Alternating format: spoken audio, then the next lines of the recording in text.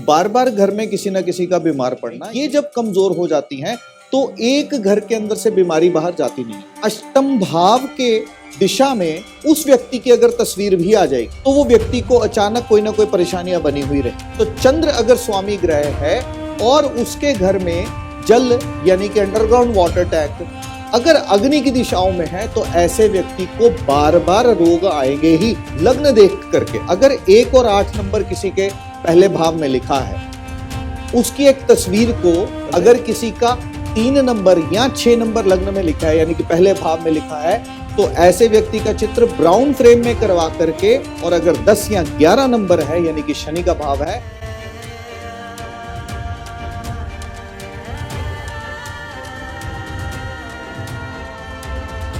बार बार घर में किसी ना किसी का बीमार पड़ना, ये परेशानी लेकर के लोग अक्सर आते हैं। और जिस घर में भी बीमारी पीछा नहीं छोड़ती, इसका मतलब घर के अंदर मेजर इंबैलेंस है। और ये मेजर इंबैलेंस कुछ दिशाओं के साथ स्पेसिफिकली जुड़ा है और एक तत्व के साथ स्पेसिफिकली जुड़ा है, जिसमें जब हम तत्व की बात करते हैं तो अग्नि कमजोर होने के कारण से घर के अंदर जो है वो रोग आना तय हो जाते हैं। ये पहली बात। अग्नि किस तरह से कमजोर होती है, आप अच्छे से जानते हो कि अग्नि की दिशाओं में जब भी जल आएगा तो अग्नि कमजोर होगी, या जल की दिशाओं में जब अग्नि चली जाएगी, किचन आ गई उत्तरी दिशाओं में, तो भी अग्नि कमजोर हो जाएगी। पर इसके अलावा किसी भी व्यक्ति के भवन के अंदर अगर उत्तर उत्तर पूर्व में जो आपा अपवत्सा नाम की शक्तियां बनती हैं, ये जब कमजोर हो जाती हैं तो एक घर के अंदर से बीमारी बाहर जाती नहीं। इसके साथ साथ 2 शक्तियां और डिस्टर्ब होती हैं, जो साउथ डायरेक्शन के अंदर यम का द्वार बनता है 180 डिग्री पे, और वायव्य कोण में जो रोग का स्थान बनता है।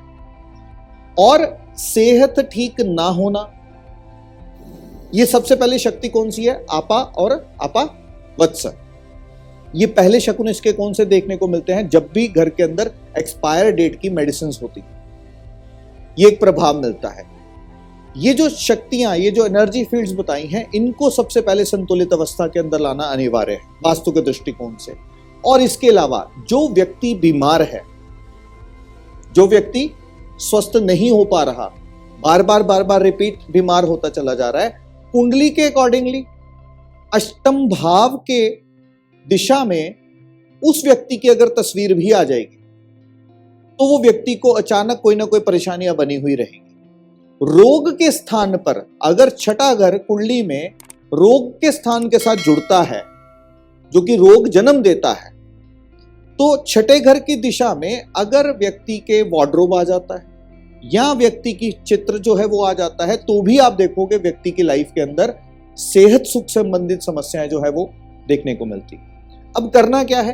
करना यह है कि हर एक व्यक्ति का जो लग्नाधिपति है उसको मजबूत करना है, उसको ताकत देनी है।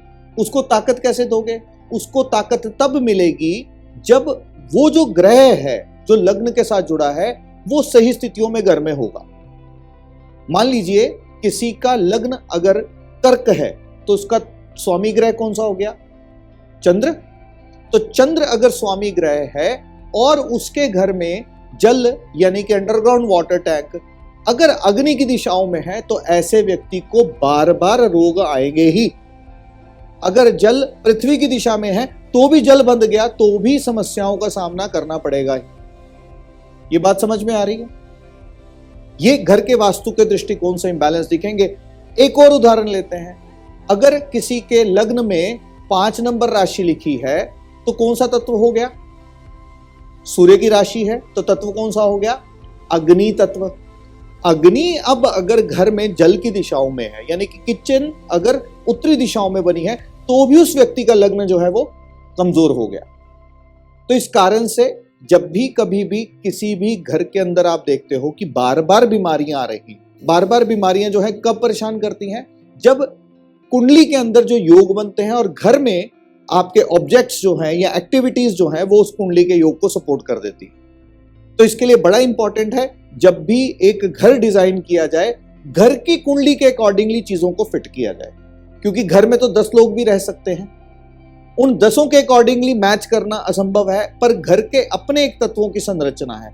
जिस तरह से कुंडली के अंदर काल पुरुष के जो पैरामीटर्स हैं वो फिक्स रहते हैं, ठीक वैसे ही एक घर के अंदर भी पैरामीटर्स जो हैं वो फिक्स रहते हैं। ठीक है, सिर्फ मात्र लग्न देख करके अगर 1 और 8 नंबर किसी के पहले भाव में लिखा है, उसकी एक तस्वीर को रेड फ्रेम के अंदर करवा के या ब्राउन फ्रेम के अंदर करवा करके साउथ ईस्ट डायरेक्शन में लगा दोगे तो भी उस व्यक्ति के लग्न को बल मिलेगा।